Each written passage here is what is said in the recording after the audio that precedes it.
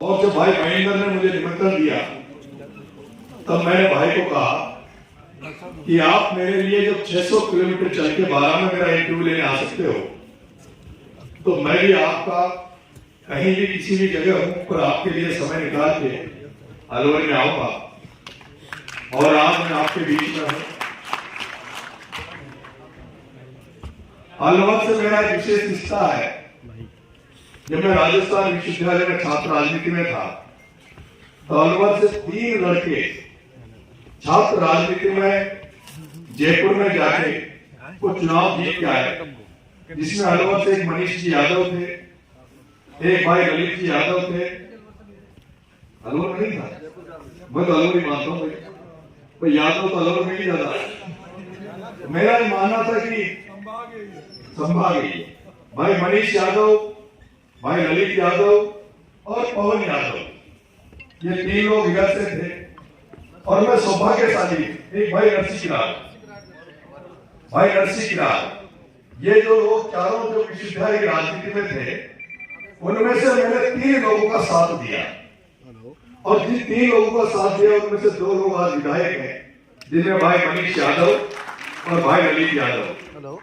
एक भाई पवन यादव तो जिसके विरोध में रहा, और भाई नरसी किरार, नरसी किरार का भी मैंने बहुत योगदान दिया उसके चुनाव में भी, उसके लिए बहुत मेहनत की। और उसने पिछले चुनाव में निर्दलीय के रूप में यहाँ प्रयास किया था, सफल नहीं हो पाया। लेकिन मैं खुशनसीब हूं कि जिन विश्वविद्यालय में छात्रों के बीच में जहां छात्र राजनीति में रहे वहां से आज बहुत सारे हमारे साथी इस विधानसभा में पहुंचे हैं। उनमें से चाहे मुकेश जी भाकर हो, रामनिवास जी गावड़िया हो, हमारे अभिमन्यु पूनिया हो, ये सब लोग हमारे सहपाठी के साथ में राजनीति कर रहे थे। खुशी होती है कि सब लोग आज विधानसभा में है, और दुर्भाग्य से मैं विधानसभा में नहीं पहुंच पाया। और दुख इस बात का है कि मैंने कांग्रेस का टिकट मांगा, लेकिन आदरणीय भवन शाह की कोई कृपा ऐसी हुई कि मुझे टिकट नहीं मिल पाया। अगर उनका टिकट मिल जाता तो मुझे जीत के आया था, पर उनकी कृपा हुई जिससे टिकट कट गया। लेकिन मैंने 45,000 वोट लेके मैं पहली बार आरोप से चुनाव लड़ा और 45,000 मुझे वोट मिला।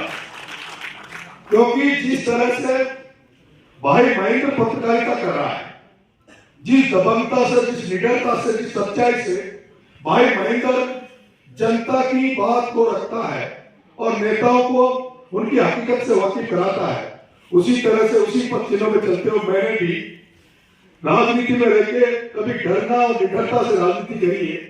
और जहां मुझे लगता है कि ऐसे नेता जो राजनीति को अपनी मुट्ठी में रखना चाहते हैं, राजनीति को अपने कब्जे में रखना चाहते हैं, राजनीति को अपने परिवार तक सीमित करना चाहते हैं, जहां ऐसा लगता है ये लोग अगर आगे नहीं बढ़ने देना चाहते हैं, चाहे वो कितना ही बड़ा नेता रहा हो, उसके सामने खड़ा होने का प्रयास करते हैं। और यही छात्र राजनीति से हमने सीखा है। और जिसका कारण है कि मुझे एक केवल छात्र राजनीति में जनरल सेक्रेटरी बना, लेकिन 20 साल से मैं कांग्रेस पार्टी में टिकट मांग रहा हूं और टिकट मिला नहीं।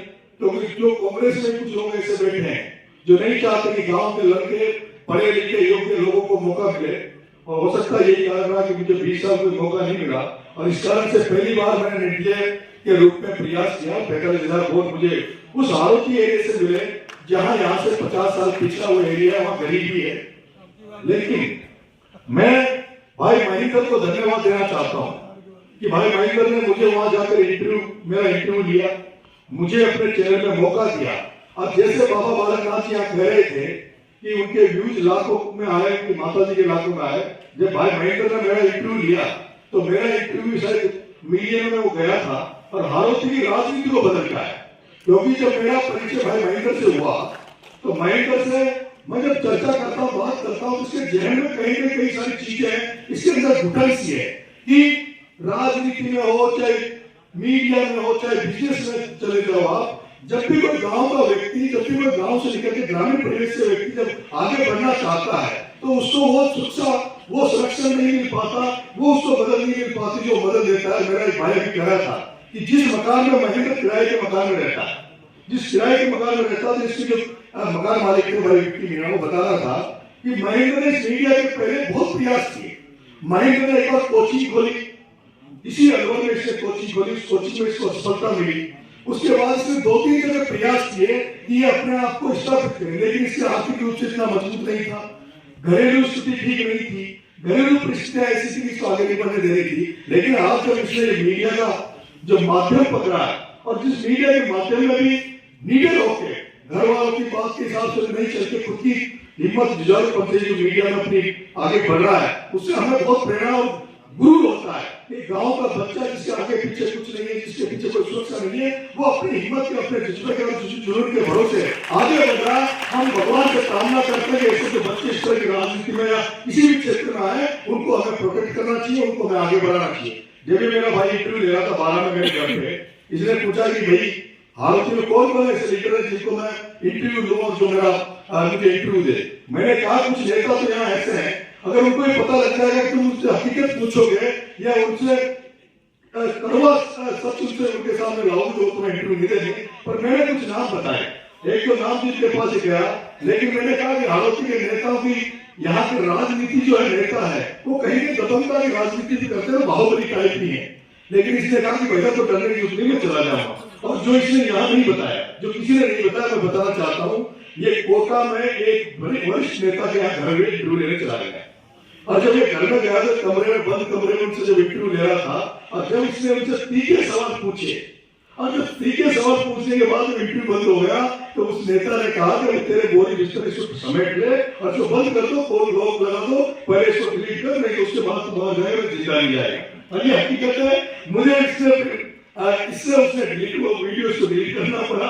इसके बाद इसको कैसे वहां बच के निकला, मैंने फिर जैसे बाहर आया, मैंने कहा इंटरव्यू हो गया कि भाई साहब आज जो इंटरव्यू हुआ ऐसा तो जिंदगी में कभी नहीं हुआ। बड़ा क्या हुआ कि भैया बच के निकला हूँ। और तो मतलब अगले का इंटरव्यू कि भाई साहब झाड़ोती में नहीं लूंगा, मैं उनका एड्रेस मुझे जयपुर में बता दो, वहां इंटरव्यू ले लूंगा। तो ऐसे कई हालात हमारे आमने सामने रहते हैं जहां हमें, लेकिन मेरा ये निवेदन है, जिंदगी है तो सब कुछ है, आप इतना भी लीडर ना बने कि हमारे घर वालों को दिक्कत हो, हमारे परिवार को दिक्कत हो। क्योंकि घर वाले और परिवार वाले भी हमें बहुत ज्यादा हम पे आशा उम्मीद करते हैं, क्योंकि मैं भी राजनीति में हूँ। और जिस तरह की मैंने भी राजनीति की, जूली साहब हंस रहे क्योंकि हमारे 12 के प्रभारी है, और जूली साहब के ऊपर पौधे तो मैं भी बन जाता।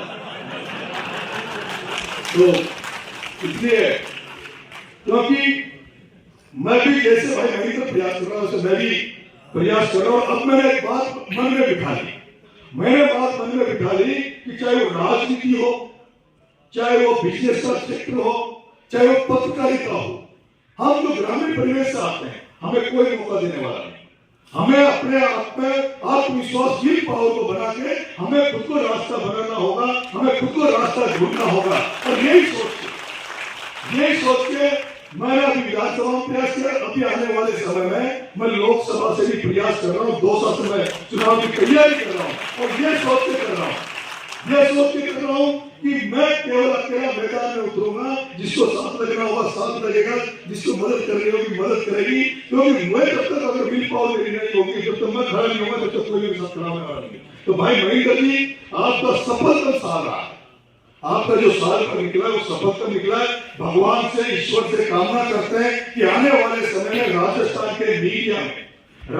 के मीडिया में आपको राजस्थान का मुख्यमंत्री, राजस्थान का विपक्ष का नेता, राजस्थान का बड़ा व्यक्ति, ऐसा समय आए कि अगले साल आपको फोन करके बुलाए कि महेंद्र जी हमें टाइम दे दो, हमें इंटरव्यू दे दो। ऐसा समय हम चाहते हैं आपके साथ समय आए। और ये आपकी सफलता का एक कारण मैं बता देना चाहता हूँ, आप इसमें सबसे बड़े सफल रहे हो कि आपके यहाँ पूरी अलवर जिले की 500 विपक्ष दोनों पार्टियों के सारे वरिष्ठ नेता आपके मंच पर विराजमान है। इससे ज्यादा सफलता हो नहीं सकती। जिस तरह से आज मोदी जी का कार्यक्रम था, उसको छोड़ के बालाघाट से आपके मंच पर आए। जसवंत यादव साहब का इसीलिए आपके यहाँ नहीं आ पाए, उनके बेटे मोहित जी आपके बीच में आए। तो मैं तो आपको बहुत बहुत शुभकामनाएं देता हूँ। भगवान आप आगे बढ़े।